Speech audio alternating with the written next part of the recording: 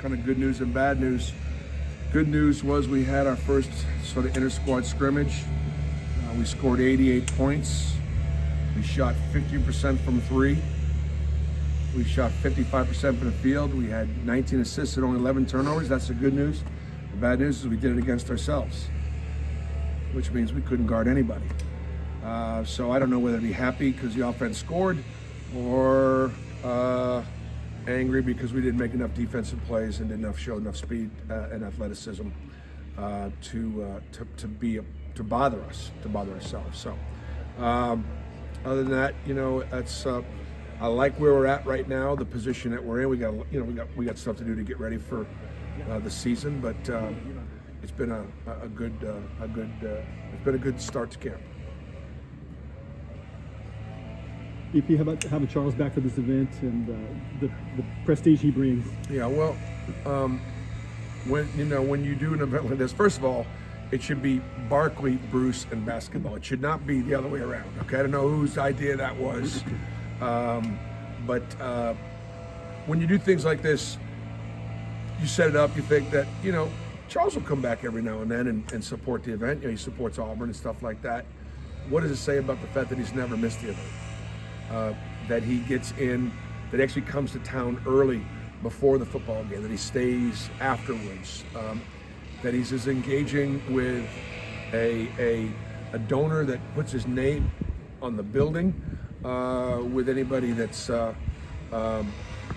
anybody that's in the community. It doesn't matter to Charles. He treats everybody so well.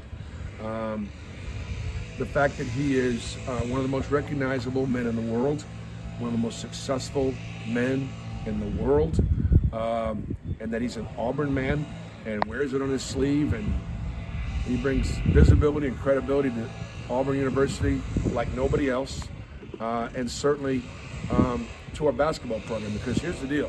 Charles, like him or love him, he is authentic, and he is going to tell you what he thinks. And I don't think he's going to tell you what he thinks because it's the politically correct thing to do. I think he's just going to tell you what he thinks. And he thinks we're doing a decent job here with Auburn basketball, and that's what I want to be able to continue to try to do.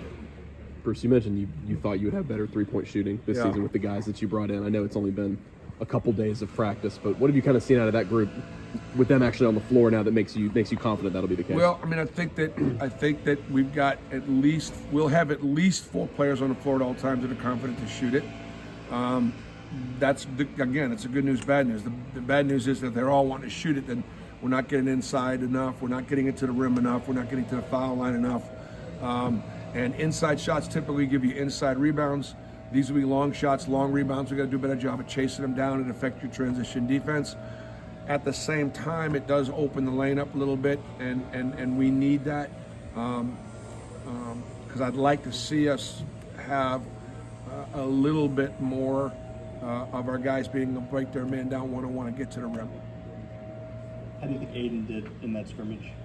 Well, I think having the scrimmage and having it be sort of in an open practice a little bit.